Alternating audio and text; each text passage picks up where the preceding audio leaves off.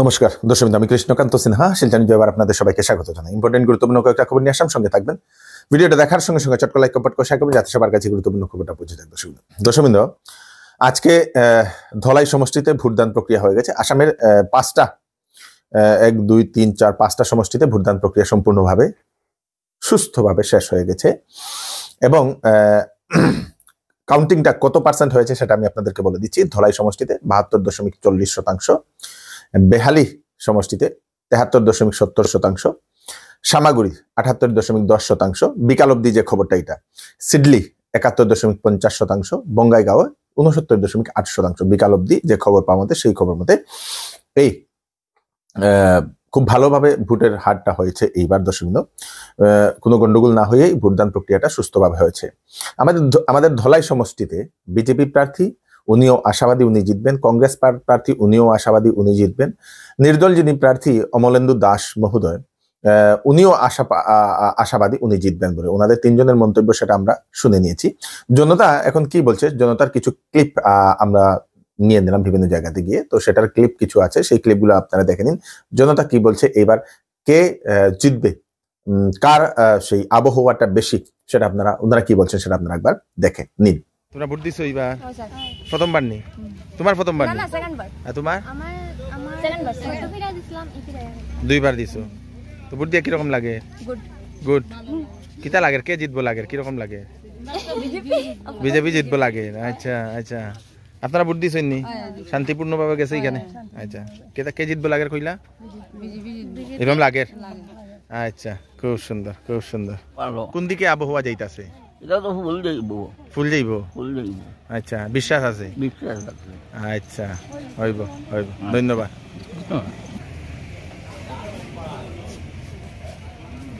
করে জান বাসেন না। আচ্ছা, একবারে জান বাসেন না, সেটাই বাত। এবার আবহাওয়া কোন দিকে যাইতো? কংগ্রেস আচ্ছা, আমরা যদি কংগ্রেস কি মনে করো বিজেপি দিছি 10 বছর, যদি আমরা লেফটিন সভা করবা লাগি, যদি আমরা কোনো সাহায্য পাইতাম, লেফটিন সভা করি আমরা পেট বাঁচাইতাম, আমরা রাজি আসলাম। কোনো জিনিস বঞ্চিত পাইছি না, অত বছর হইছে বিজেপি সরকার করছে। আমিও সব জিনিসের বঞ্চিত। বড় গলা কই আর আমি বয়স মনে করে 60 ইয়া হারে অরুণোদয় নাই, কোনো জাত আমি ঘর পাইছি না, লেফটিনও পাইছি না। ও পঞ্চায়েতে কইছে আমারে, তুমি কংগ্রেস তুমি কোনটা পাইছা না, ঠিক পাইছি না, মাত্রা বুঝিও। অসুশান করছিল কইছি এস টুক কইছে যার টাকা আছে 4000 5000, এখন 10000 নাই দিছে, নাই দিতে আমার বড় হইতাম না। হে অরুণোদয় কিটা কাজ করো? মাটি কাজ করি, রাজমিস্ত্রি করি, যেটা যে তুই কাম তো করা টাকা রাখার দরু করা। আপনি কইতে আপনার চ্যানেল ফিল্ম পয়সা লাগে, আমার মাত্র আছে কত মাত নাই। ঠিক ঠিক, আমরা যদি কইন অন্য লেফটিন আমরা টাকা দুইটা নেওবা, আমার গেলে চাউল নেনার চাউল কোন নিতাম আমি, আমার সব মাত্রা আমি চুরি বাতে আর কি চ্যানেল খোলা মারি, চ্যানেল ফিলে করা করে কলতা মারি আর কিটা কইতাম বাঁচিবার আর কোন উপায় নাই। ঠিক আর কইবারে মত না দাদা, আমার কুলাকুলি মাতিয়া হইব। হরতে কংগ্রেসে ভোট দেই, আমরা বাপ দাদা সদ্য থেকে আমরা দিমু, হাতের জোর বেশ এবার বেশ গরিবের মুঠো আমরা পয়সা লাগে না, আমরা এত ভোট দিতাম।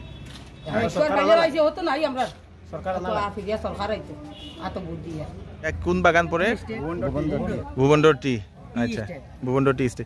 তো কিটা আবহাওয়া কিটা লাগে, কোন দিকে বেশি ইয়ে হইতাছে? আবহাওয়া তো ফুলেরই লাগে, ফুলের বেশি লাগে। আচ্ছা, হর মোদি, হ্যাঁ হর হর মোদি, ঘর ঘর মোদি। ভারত মাতা কি জয়, জয় শ্রী রাম। আচ্ছা, দিছো কি রকম লাগছে ভোট দিয়া? ভালো লাগছে। কে যাইবো? এটা তো এখন কিতা কইতাম, আমরা তো বিজেপির উপরে। আচ্ছা, ধন্যবাদ। দুটো চাকরির খবর আমি আপনাদেরকে দিয়ে দিই। Small industrial development bank of ইন্ডিয়াতে 72 জন ম্যানেজার ভ্যাকেন্সি, যার লাস্ট ডেট হচ্ছে 2 ডিসেম্বর 2024 ইংরেজি। কোয়ালিফিকেশন ডিগ্রিধারীরা, যে কোনো ধরনের ডিগ্রি হতে পারে, যাদের 60% অধিক যারা পেয়েছেন ওনারা আবেদন করতে পারবেন। কিন্তু SC ST PWDর জন্য 50% মার্ক। তারপরে CS যারা আছে, তারপরে CA যারা আছে, MBA যারা আছে, সবাই আবেদন করতে পারবে 2 ডিসেম্বরের আগে। www.cdb.in এই ওয়েবসাইটে গেলে আপনারা বিস্তারিত সবকিছু দেখতে পারবেন, তাড়াতাড়ি দেখে আবেদন করে নিন। আরেকটা চাকরির খবর হচ্ছে IDBI, industrial development bank of India. দর্শকবৃন্দ, IDBI-তে 1000 executive sales and operation vacancy, বয়স 20 থেকে 25 বছরের ভিতরে হতে লাগবে। কোয়ালিফিকেশন গ্রাজুয়েট, সঙ্গে কম্পিউটার তো থাকা আবশ্যক। এক্সপিরিয়েন্সধারীরা ওনারা আবেদন করতে পারবেন। দর্শকবৃন্দ, www.idbibank.in, যার লাস্ট ডেট হচ্ছে আবেদনের 16 নভেম্বর 2024 ইংরেজি। বেতন 29,000 থেকে উপরে। তো আপনারা সেই আইডিবিআই এর ব্যাংকের যে ওয়েবসাইট, সেই ওয়েবসাইটে গিয়ে www.idbibank.in এই ওয়েবসাইটে গেলে আপনারা নোটিফিকেশনটা পেয়ে যাবেন। দেখে সবকিছুতে হলে আপনারা আবেদন করে নিন। একটা নিখুঁত সংবাদ আমি আপনাদেরকে দিয়ে দিই। রত্নদীপ বর্মন, তারপরে লাংলা ছেড়া, জয়পুর, লক্ষ্মীপুর সমষ্টি জয়পুর, সেখানে বাড়ি। 11 নভেম্বর থেকে সেই যুবক নিখোঁজ। পরিবারের লোকেরা খোঁজাখুঁজি করছেন, পাওয়া যাচ্ছে না। মিসিং কমপ্লেইন ওনারা দিয়েছেন। যদি সেই যুবককে কোথাও দেখতে পান তাহলে পার্শ্ববর্তী থানাতে আপনারা নিশ্চয়ই ইনফর্ম করে দেবেন। দর্শকবৃন্দ, শিলচরের ফাটক বাজারের চৌধুরী টেক্সটাইল জন্য নিয়ে এসলো বাম্পার কালেকশন। সঙ্গে নিয়ে এসছে বাম্পার অফার। 5,000, 10,000, 15,000, 20,000 টাকার উপরে আপনারা কেনাকাটা করলে পাবেন আকর্ষণীয় উপহার। সমস্ত পরিবারের সদস্যর জন্য সম্পূর্ণ পুজোর জন্য কেনাকাটা করতে পারবেন। তাড়াতাড়ি তো চলে আসুন, দেরি না করে। চৌধুরী টেক্সটাইল, ফাটক বাজার, গলি নম্বর 2। ফোন নম্বর হচ্ছে 038422234063। ওয়েডিং সিজন উপলক্ষে শ্যামসুন্দর জুয়েলার্স আপনাদের জন্য নিয়ে এলো HUID সার্টিফাইড হলমার্ক গহনার নিত্য নতুন কালেকশন এবং সঙ্গে পাচ্ছেন সোনার গহনার মজুরির উপর 40% ছাড় এবং ডায়মন্ডের উপর 15% ছাড়। এছাড়াও এখানে পাবেন পুরাতন সোনার বিনিময়ে নতুন গয়না নেওয়ার সুযোগ। তাড়াতাড়ি চলে আসুন, Shyamsundar jewellers, central road, Silchar.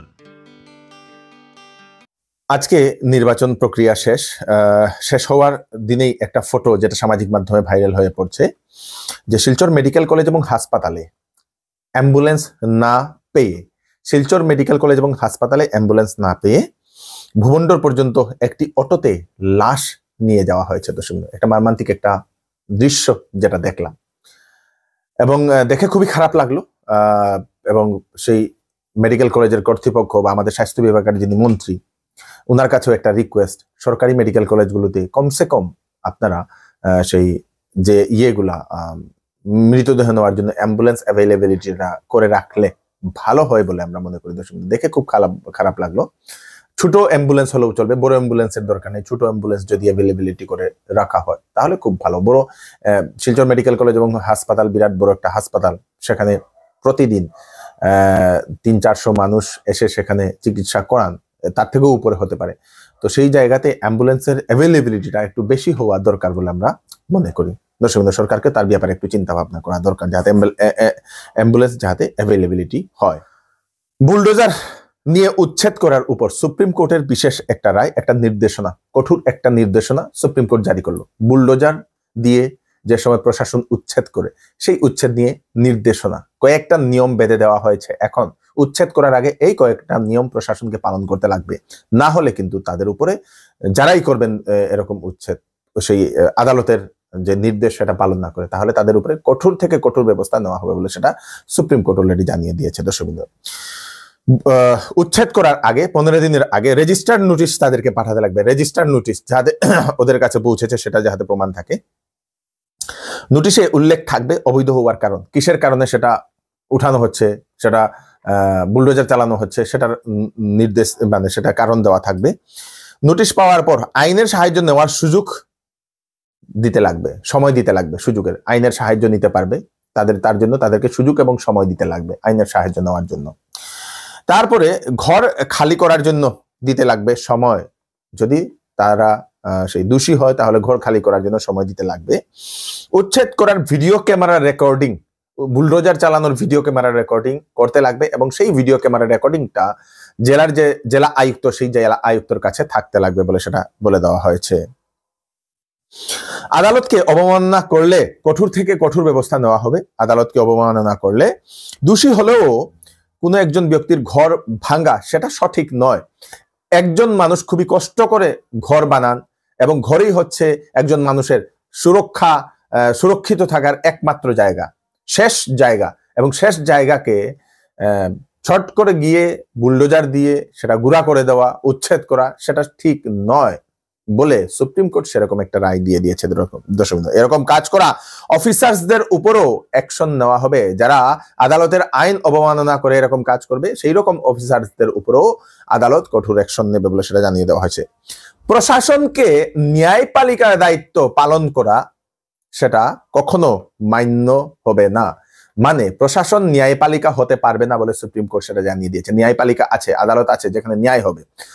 প্রশাসনের কাজ করবে, কিন্তু ন্যায়ের কাজ করবে ন্যায়পালিকা বলে সুপ্রিম কোর্টের এরকম একটা নির্দেশ আজকে চলে আসে বুলডোজার দিয়ে উচ্ছেদিত করার উপর। দর্শক বিন্দু, স্পেশালি যা উত্তরপ্রদেশে যে উচ্ছেদিত করা হয়েছিল তার উপর বিভিন্ন সেই পিআইএল দাখিল করা হয়েছিল, বিভিন্ন করা হয়েছিল শুনানির জন্য, এবং তারপরেই সুপ্রিম কোর্টের এই রায়। শুধু এটা সুপ্রিম কোর্টের রায় যখন সমগ্র ভারতবর্ষে সেটা সেই নিয়ম পালন করা হবে। দর্শক বিন্দু, ট্রেন ক্যান্সেলেশনের কয়েকটা নোটিশ সেটা আমি আপনাদেরকে বলে দিই। আপনারা যদি ট্রেনে যাত্রা করছেন তাহলে আপনারা আগে থেকেই সেই ট্রেন কখন চলবে কখন না সেটা ক্যান্সেলেশনের সমগ্র প্রক্রিয়া সেটা আপনারা জেনে নেবেন। লামডিং এর ডিহাখো এবং মুপার মধ্যে কিছু সমস্যা থাকার কারণে কয়েকটা ট্রেন ক্যান্সেল করা হয়েছে। সেই ক্যান্সেলেশনটা আমি আপনাদেরকে বলে দিই। 15617 গুয়াহাটি দুর্লভছড়া এক্সপ্রেস সেটা হচ্ছে 13/11 সেটা ক্যান্সেল করা হয়েছে। দর্শক বিন্দু, তারপরে 15618 দুর্লভছড়া গুয়াহাটি এক্সপ্রেস 14 তারিখে যেটা সেটা ক্যান্সেল। তারপরে 05698 গুয়াহাটি নিউ জলপাইগুড়ি স্পেশাল 14 তারিখে cancel. 05697 new Jalpaiguri to Guwahati special 15 তারিখে সেটা ক্যান্সেল। তারপরে 15888 গুয়াহাটি বদরপুর জংশন এক্সপ্রেস 13 তারিখে সেটা ক্যান্সেল। তারপরে 15887 বদরপুর জংশন গুয়াহাটি এক্সপ্রেস 13 তারিখে সেটা ক্যান্সেল। দর্শকবৃন্দ, সেই ট্রেনগুলোকে ক্যান্সেল করে দেওয়া হয়েছে। দর্শকবৃন্দ, যারা ঘরের জন্য যারা আবেদন করেছিলেন প্রধানমন্ত্রী আবাস যোজনার ঘরের জন্য, ওনাদের জন্য সুখবর যে ডিসেম্বর মাসের ভিতরেই ওনারা লাভ করবেন প্রধানমন্ত্রী আবাস যোজনার ঘর। বেশ কয়েকজনকে ঘর দেওয়া হবে। মন্ত্রী রঞ্জিত কুমার দাস মহোদয় সেরকম জানিয়ে দিয়েছেন, এবং তারপরের যে লিস্ট সেই লিস্টে মোট 1,70,000 মানুষ ঘর পাবেন বলে সেটা জানিয়ে দেওয়া হয়েছে। দর্শকবৃন্দ, খুব ভালো একটা খবর। ভিডিওটা তাড়াতাড়ি সবাইকে পাঠিয়ে দেবেন এই ইনফরমেশনগুলো যাতে সবার কাছে পৌঁছে যাক। আমি কৃষ্ণকান্ত সিনহা আবার নতুন একটি ফ্রেশ আপডেট নিয়ে আবার আপনাদের সবার সামনে ফিরে আসবো। ততক্ষণ আপনারা সুস্থ থাকবেন, সেফ থাকবেন। ধন্যবাদ।